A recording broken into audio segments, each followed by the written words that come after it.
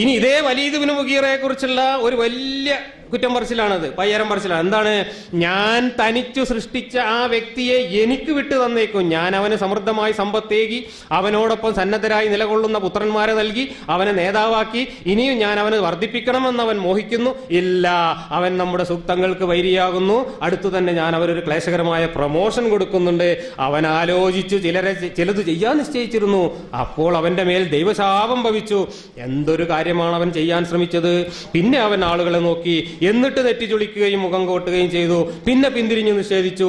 എന്നിട്ട് അവൻ ജൽപ്പിച്ചു, ഇത് പരമ്പരാഗത വിചാരമല്ലാതെ മറ്റൊന്നുമല്ല. അങ്ങനെയാണ് പോവുക. ഇതെന്താ സംഭവം? തഫ്സീറുകളിൽ പറയുന്നുണ്ട്. എന്താ സംഭവം? ഈ വലീദ് ഒരിക്കൽ ഇസ്ലാം ആകാമെന്ന് നബീന്റെ അടുത്ത്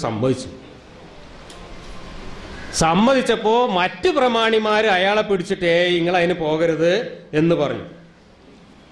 അപ്പൊ നരകത്തിലെ ശിക്ഷ കിട്ടും, 19 കാവൽക്കാരുണ്ട് എന്നൊക്കെ പറഞ്ഞപ്പോ ആ ആൾക്കാർ പറഞ്ഞു, ഒരു വലിയ ഗുണ്ട ഉണ്ടായിരുന്നു ഈ ഖുറൈശികളുടെ മുശ്രിക്കുകളുടെ കൂട്ടത്തിൽ, വലിയൊരു തടിമാടൻ. ഓൻ പറഞ്ഞു 19 ഉള്ളൂ, 18 ഞാൻ നോക്കിക്കോളാം, ഒന്നിനല്ല നിങ്ങൾ എല്ലാവരും കൂടെ നോക്കിയാൽ മതിയിടോ എന്നൊക്കെ പറഞ്ഞ് കളിയാക്കി.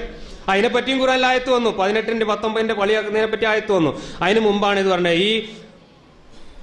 ഇങ്ങനെ വലീദ് ഇബ്നു മുഗീറ ഇസ്ലാം ചേരാ എന്ന് പറഞ്ഞപ്പോൾ ചില ആൾക്കാർ വന്നിട്ട് വലീദിന് പൈസ കൊടുത്തിട്ട് പിന്മാറ്റിച്ചളഞ്ഞു, അല്ലെങ്കിൽ പൈസ വാഗ്ദാനം ചെയ്ത് പിൻവലിച്ച് കളഞ്ഞു.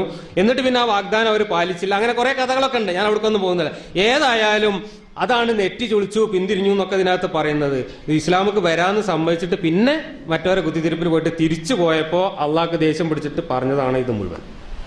ഈ ദേഷ്യമൊക്കെ പ്രപഞ്ച സൃഷ്ടാവായ അള്ളാഹുവിന് പ്രപഞ്ചം ഉണ്ടാക്കുന്നതിന് മുമ്പ് തന്നെ കിതാബ് എഴുതി വെക്കാൻ പ്രേരിപ്പിച്ച സംഭവങ്ങളായിട്ട് പിന്നീട് വരിക എന്ന് പറയുന്നത് യുക്തിക്ക് നിരക്കുന്നതാണോ അല്ലേ എന്നുള്ളത് നിങ്ങൾ പരിശോധിക്കേണ്ടതാണ്. ഇനി വേറൊരു ചങ്ങാതിയായിരുന്നു അൽ ആസിബിന് വായിൽ എന്ന് പറയുന്ന ഒരു ഖുറൈശി പ്രമാണി. അയാള് നബിക്ക് ആൺമക്കളില്ലാത്തതിന്റെ പേരിലും ഒരു ആൺകുട്ടി ഉണ്ടായി മരിച്ചതിന്റെ പേരിലും എന്തിന്റെ പേരിൽ അബുത്തർ എന്ന് വിളിച്ചു. അബുത്തർ എന്ന് പറഞ്ഞാല് കുറ്റി മുറിഞ്ഞവൻ എന്നർത്ഥം, കളിയാക്കി വിളിക്കുന്നതാണ്. അന്ന് ആൺമക്കളില്ലാത്തത് അപമാനമായിട്ട് കണക്കാക്കിയിരുന്നു അറബികൾ. അതാണ് അള്ളാഹ് നേരത്തെ പറഞ്ഞല്ലോ, നിങ്ങൾക്കൊക്കെ ആൺകുട്ടി എനിക്ക് പെൺകുട്ടി, അത് നേരെയാവില്ല എന്ന് പറഞ്ഞല്ലോ. അതാണ് പെൺകുട്ടികൾ ഉണ്ടാവുന്നത് മാനക്കേടാണെന്ന് അറബികൾക്കും തോന്നിയിരുന്നു, അള്ളാഹ്ക്കും തോന്നിയിരുന്നു.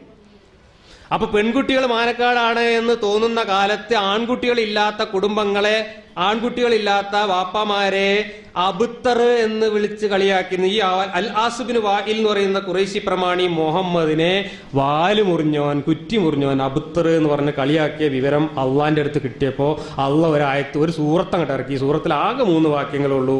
ഇന്നാ അഅ്തൈനാകൽ കൗസർ ഫസല്ലി ലിറബ്ബിക വൻഹർ ഇന്ന ശാനിയക ഹുവൽ അബ്തർ. തീർച്ചയായും നിനക്ക് ഞാൻ ധാരാളം നേട്ടം നൽകിയിരിക്കുന്നു. കൗസർ എന്ന് പറഞ്ഞാല് നേട്ടം എന്നാണോ അതോ കുളം എന്നാണോ എന്തോ അർത്ഥം അറിയില്ല, അതല്ലേ.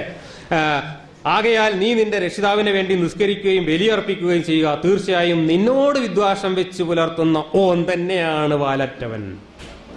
2ാം ക്ലാസ്സിലെ കുട്ടികൾ അന്റെ വാപ്പ എന്ന് പറഞ്ഞാൽ അല്ല, അന്റെ വാപ്പ തിരിച്ചു പറയില്ല. അതേമാതിരി അള്ളാഹ് ഓനെ അബുത്തർ എന്ന് വിളിച്ചപ്പോൾ അള്ളാഹ് ഇങ്ങോട്ടും അബുത്തർ എന്ന് വിളിച്ചിട്ട് ഒരു ചെറിയ സൂറത്ത്. ഈ സൂറത്ത് വളരെ ചെറുതായതുകൊണ്ട് ഞാനൊക്കെ പണ്ട് നിസ്കരിച്ചിരുന്ന കാലത്ത് ഇതാ ഓതുക, കാരണം വേഗം നിസ്കാരം കഴിച്ച് പോവാലോ.